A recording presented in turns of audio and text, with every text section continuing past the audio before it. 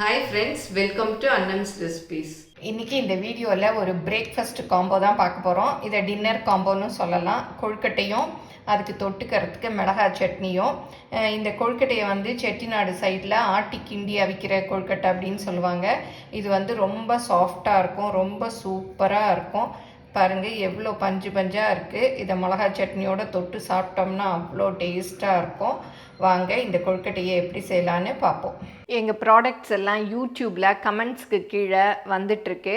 அதில் போய் கிளிக் பண்ணிங்கன்னா அதோட ரேட்டு டீட்டெயில்ஸ் எல்லாமே இருக்கும். அதை கிளிக் பண்ணி நீங்கள் வேணுங்கிற பொருளை ஆர்டர் பண்ணி வாங்கிக்கலாம். 5020 இட்லி அரிசி தான். அதை தான் நான் ஒரு டம்ளர் அளவு ஊற போட்டேன். அப்புறம் நான் இட்லிக்கு மாவாட்டினேன். அதனால சரி அதோட சேர்த்து ஆட்டிக்குவோம் அப்படின்னு சொல்லிட்டு ஆட்டிட்டேன். நம்ம இட்லி மாவை அரைக்கிறோம் இல்லையா, அந்த பதமே கொழுக்கட்டைக்கும் கரெக்டாக இருக்கும். ஒரு அளவுக்கு அள்ளி வச்சுக்கலாம். இந்த கொழுக்கட்டை நல்லாயிருக்கும். நீங்கள் 5020 இட்லி அரிசி இல்லைன்னா கூட நம்ம யூஸ்வலாக இட்லி அரிசி போடுவோம் இல்லையா, குண்டு சம்பான்னு சொல்லிட்டு குண்டு குண்டாக இருக்கும் இல்லையா, அந்த அரிசியில் கூட இந்த கொழுக்கட்டை பண்ணலாம். இதை நம்ம தனியாக கூட ஊற வச்சு ஆட்டி, நிறையா போட்டோன்னா கிரைண்டரில் ஆட்டிக்கலாம், கொஞ்சமாக போட்டோன்னா மிக்சியில் ஆட்டி கூட அரைச்சி பண்ணலாம். நல்லாயிருக்கும் இந்த கொழுக்கட்டை. இந்த கொழுக்கட்டைக்கு 2 டேபிள் ஸ்பூன் அளவு பாசிப்பருப்பு எடுத்திருக்கேன். 2 டேபிள் ஸ்பூன் அளவுக்கு ஜவ்வரிசி எடுத்திருக்கேன். இது ஒரு அழகு அரிசிங்கிறதுனால 2 டேபிள் ஸ்பூன் எடுத்திருக்கேன். நான் நைலான் ஜவ்வரிசி எடுத்திருக்கேன். நீங்கள் மாவு ஜவ்வரிசி இருந்தாலும் எடுத்துக்கலாம். இப்போ ஒரு டம்ளர் அளவுக்கு தண்ணி சுட வச்சுருக்கேன். இந்த சுடுற தண்ணியை பாசிப்பருப்புலேயும் ஜவ்வரிசிலையும் ஊற வச்சுக்கலாம். ஒரு 15 நிமிஷம் ஊற விட்டால் போதும்.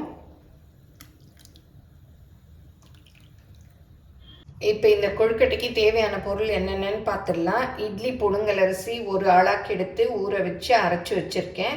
அதுக்கு 1/2 கப்பு தேங்காய், இந்த டேபிள் ஸ்பூனில் 2 டேபிள் ஸ்பூன் ஜவ்வரிசி வெந்நீரில் 15 நிமிஷம் ஊற வச்சுருக்கேன். 2 டேபிள் ஸ்பூன் பாசிப்பருப்பு, அதையும் வெந்நீரில் ஊற வச்சுருக்கேன். அப்புறம் ஒரு 1/2 டீஸ்பூன் சீரகம், கொஞ்சம் கருவேப்பிலை பொடி பொடியாக கட் பண்ணிக்கணும். அப்போ தான் கொழுக்கட்டையில் பிடிக்க வரும். ரொம்ப பெருசாக இருந்தால் உதிர்ந்து கீழே விழுந்துடும். அப்புறம் காஞ்ச மிளகாய் 2 காரத்துக்கு, அதையும் இந்த மாதிரி குட்டி குட்டியாக கட் பண்ணி வச்சுருக்கேன், இல்லாட்டி பிடிக்க வராது. அப்புறம் அதுக்கு தேவையான உப்பு, 2 டேபிள் ஸ்பூன் எண்ணெய். இந்த மாவை வதக்கணும், அதுக்கு எண்ணெய். இப்போ 15 நிமிஷம் ஊறிடுச்சு. பாருங்கள் ஜவ்வரிசி நல்லா ஊறிடுச்சு, சூப்பராக ஊறிடுச்சு. இதெல்லாம் இந்த மாவில் போட்டு மிக்ஸ் பண்ணிக்கலாம். ஏன்னா நம்ம கிளறச்ச இதை கிளற தான் போகிறோம். அதனால் இப்போவே மிக்ஸ் பண்ணிக்கிட்டா ஈவனாக நல்லா கிளற முடியும். அப்புறம் பாசிப்பருப்பையும் போட்டுக்கலாம். அப்புறம் உப்பையும் போட்டுக்கலாம். நல்லா மிக்ஸ் பண்ணி விட்டுலாம். இந்த கொழுக்கட்டை அவ்வளோ டேஸ்டியாக இருக்கும், சூப்பராக இருக்கும். எல்லோரும் இட்லிக்கு மாவு அரைக்கிறச்ச கொஞ்சம் எடுத்து வச்சு செஞ்சு பாருங்கள். எப்படி வந்ததுன்னு உங்கள் கமெண்ட்ஸை மறக்காமல் சொல்லுங்கள். நீங்களும் இந்த மாதிரி கொழுக்கட்டை செய்வீங்களாங்கிறதையும் கமெண்ட்டில் சொல்லுங்கள். இந்த மாதிரி ஒரு கடாய் வச்சுட்டு 2 டேபிள் ஸ்பூன் அளவு எண்ணெய் ஊற்றிக்கலாம்.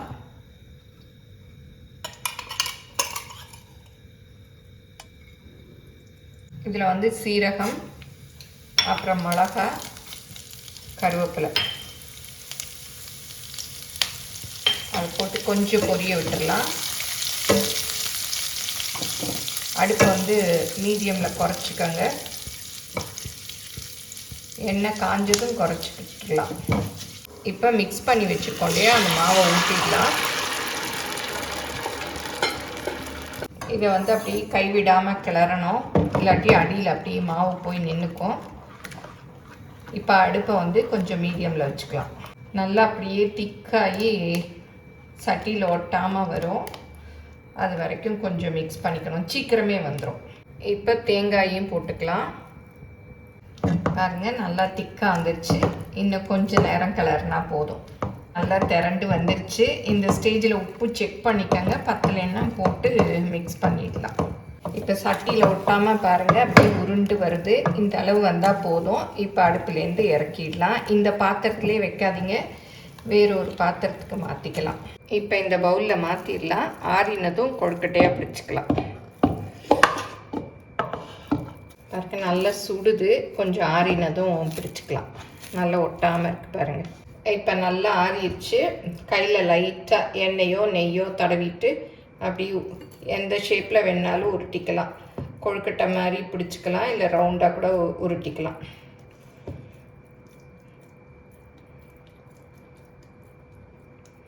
இந்த மாதிரி உருட்டிக்கணும். நம்ம கருவேப்பிலை மிளகா எல்லாம் சின்ன சின்னதாக கட் பண்ணதுனால அப்படியே உள்ளே இருக்குது பாருங்கள். பெருசாக இருந்தால் இந்த மாதிரி உருட்டுறச்சு வெளியில் வந்துடும். ஜவ்வரிசி பாசி பருப்பெல்லாம் நம்ம நல்லா கிளறதுலேயே நல்லா வெந்துடும். ஏன்னா ஊற வச்சு தானே போட்டிருக்கோம். அதுலேயே நல்லா வெந்துருச்சு பாருங்கள். இப்போ எல்லா மாவையும் உருண்டையாக உருட்டியாச்சு. இது ஆவியில் வேக வச்சுக்கலாம். இப்போ இட்லி பாத்திரத்தை அடுப்பில் வச்சு தண்ணி ஊற்றி கொஞ்சம் நேரம் கொதிக்க விட்டுட்டேன். பாருங்கள், ஸ்டீம் வந்துருச்சு. இதில் இது எல்லாத்தையும் வச்சிடலாம் அப்படியே.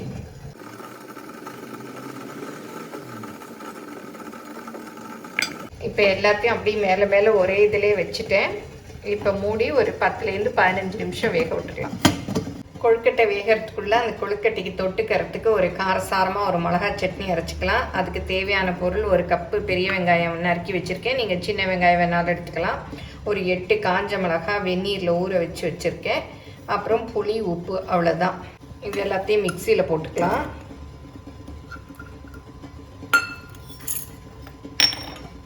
புளி ஒரு சின்ன கோலி குண்டு சைஸு. மிளகாயை எடுத்துட்டு போட்டுக்கலாம். தண்ணி வேணும்னா பார்த்து ஊற்றிக்கலாம். கொழுக்கட்டை வேகிற நேரத்துக்குள்ளே சட்னி அரைச்சாச்சு.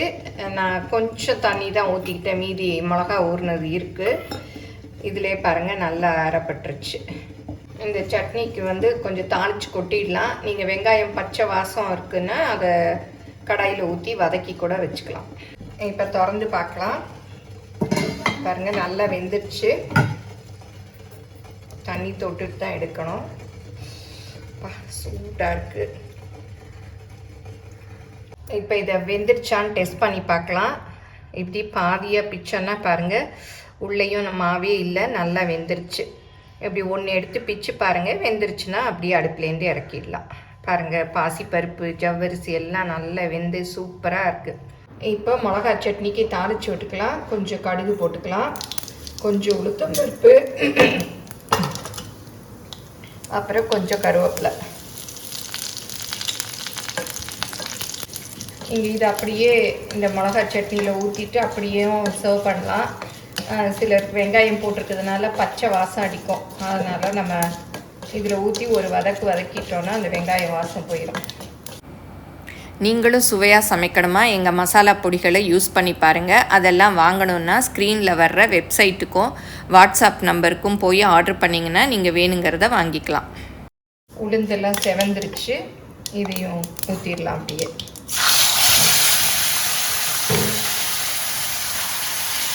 மிக்ஸியும் கழுவி கொஞ்சம் ஊற்றிடலாம். ஒரு 2-3 நிமிஷம் இந்த மாதிரி மிக்ஸ் பண்ணிவிட்டு இறக்கிடலாம். பாருங்க, இந்த அளவு சட்னி கொதிச்சா போதும். அடுப்பை ஆஃப் பண்ணிடலாம். இப்போ கொழுக்கட்டை அவிச்சாச்சு. இந்த கொழுக்கட்டை சாயந்தரம் வரைக்குமே சாஃப்டாக இருக்கும். ஏன்னா நம்ம புழுங்கல் அரிசியில் செய்கிறோம் இல்லையா, அதனால நல்லாயிருக்கும். அதுவும் ஜவ்வரிசி எல்லாம் போட்டு செய்கிறதுனால சூப்பராக இருக்கும். கருவேப்பிலை இதெல்லாம் போட்டிருக்கேன். நீங்கள் வேணும்னா வெஜிடபிள்ஸ் எல்லாம் கூட போட்டு செய்யலாம். இதை செட்டிநாடு சைடில் ஆட்டி கிண்டி அவிக்கிற கொழுக்கட்டைன்னு சொல்லுவாங்க. ரொம்ப நல்லா சாஃப்டாக நல்லா இருக்கும். உங்களுக்கு வேணுங்கிற கொத்தமல்லி கூட வேணும்னா போட்டுக்கலாம். இதுக்கு ஸ்பைஸியாக இந்த மிளகா சட்னி நான் இன்றைக்கி அரைச்சிருக்கேன். இது தொட்டு சாப்பிட நல்லாயிருக்கும். இதை ஈவினிங் ஸ்நாக்ஸாகவும் செய்யலாம். எல்லோரும் செஞ்சு பாருங்கள். எப்படி வந்ததுன்னு உங்கள் கமெண்ட்ஸை சொல்லுங்கள். பிடிச்சிருந்தால் லைக் பண்ணுங்கள், உங்கள் ஃப்ரெண்ட்ஸுக்கும் ஷேர் பண்ணுங்கள். ஃபேஸ்புக், இன்ஸ்டாகிராமில் அன்னம்ஸ் ரெசிபீஸை ஃபாலோ பண்ணுங்கள். தேங்க்யூ.